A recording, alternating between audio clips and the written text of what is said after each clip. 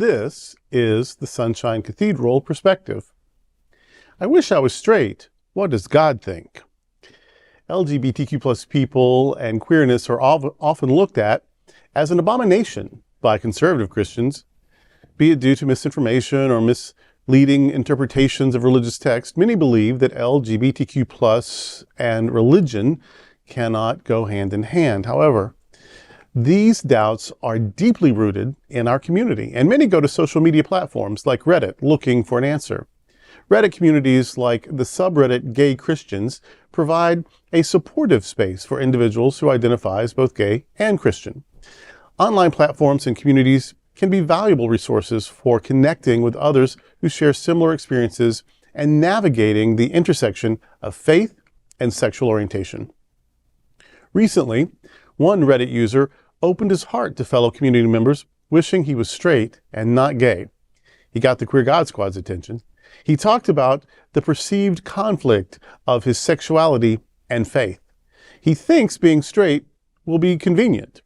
Many in Reddit Gay Christian empathized with the post and supported the writer. One poster said, "Just know that you were perfectly designed and made by God." Another said, "I won't lie, being straight is easier, but hold on to your foundation. Jesus loves you." A group member asked the real question by saying, "I wonder what God thinks. Does God want us to be straight?"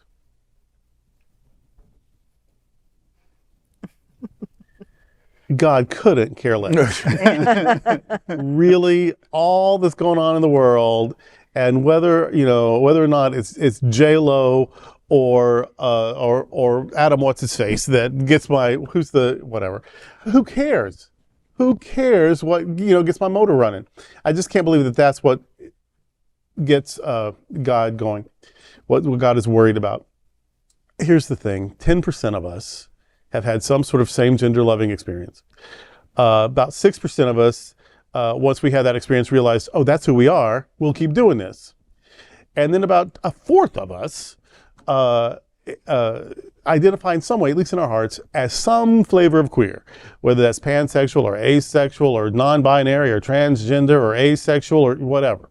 Something other than just cis, straight person, right? So various, depending on where we are, some part of the population is just not cis straight people. That's just how it is. It's always been. Whoopi Goldberg used to say in her stand-up days that that's the way it was from the creation. That there was a boy girl and a girl bird, a boy bird and a girl bird. And they got together, and then there were two girl birds, and then they got together, and then there were two boy birds. They got together, and they said, "Get it, girl." Mm-hmm. That was always that's the way it's always been. Yeah, that's the way it's always been. So. I've said this before, that in my understanding and experience of the divine, God is isness. God is the ground of being. God is not only, in fact, one of the Christian mystics said this in the Middle Ages, we're not only made by God, we're made of God. Mm-hmm. And so that's my theology, is that God is what is. God is ultimate reality. God is the ground of being. And so sometimes isness is gay. Sometimes gay is what is. Mm-hmm. And sometimes straight is what is. Mm-hmm. And sometimes trans is what is. And so isness isn't bothered judging what is. Isness is just busy being what it is. And so no, God couldn't care less. God is love. And I think love rejoices when we're happy, when we're fulfilled, when we are living our truth. That's what would make love happy.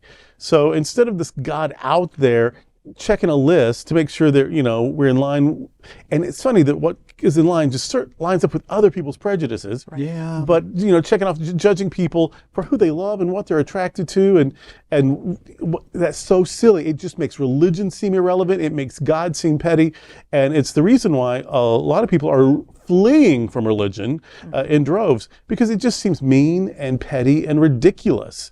And so, no, God doesn't want you to be straight unless you are, and then God is thrilled for you to be straight. And God isn't upset with you for being gay or anything.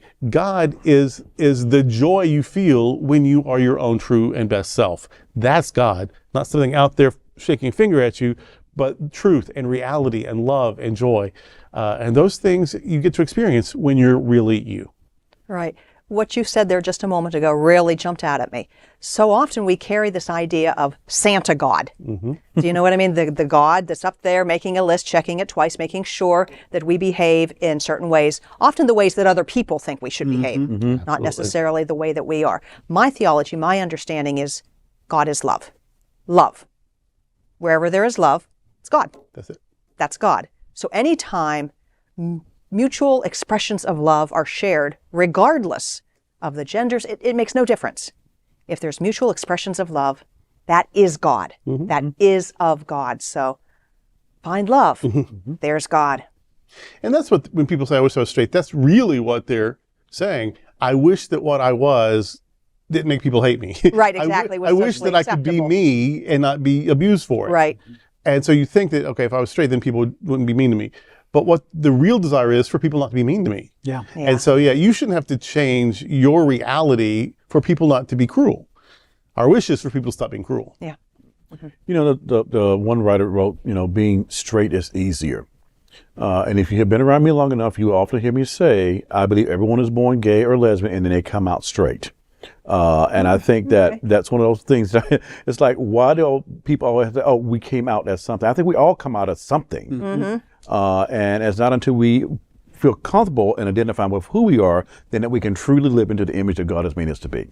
And for those who are struggling with that and are on that journey, I hope that we can be that supportive place for them, that supportive voice for them until they find out that comfortableness in their own skin. And to really be who they are.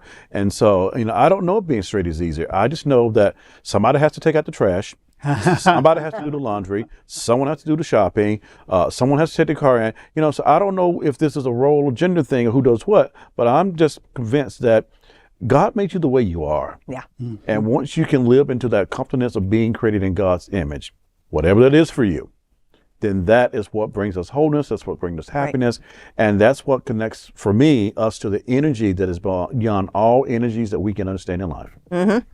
Being straight wasn't easier for me because I never was. Right. Yeah. And so trying to be something I'm not is never easy. Right. And so the attempt at being straight, I was never comfortable in certain settings. I was never really comfortable with my own self.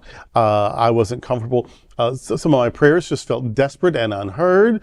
And let's talk about those high school dates that were just completely torture, at least for me, probably for her too. So it's just like, so it wasn't easier. It just felt like a lie, and lies never feel good. Right. And so, I don't know that it's easier. I think, and P.S. life's not easy. Yeah. I mean, trying to stay very fit's true. not easy. Trying to, trying to navigate traffic without losing your mind isn't easy.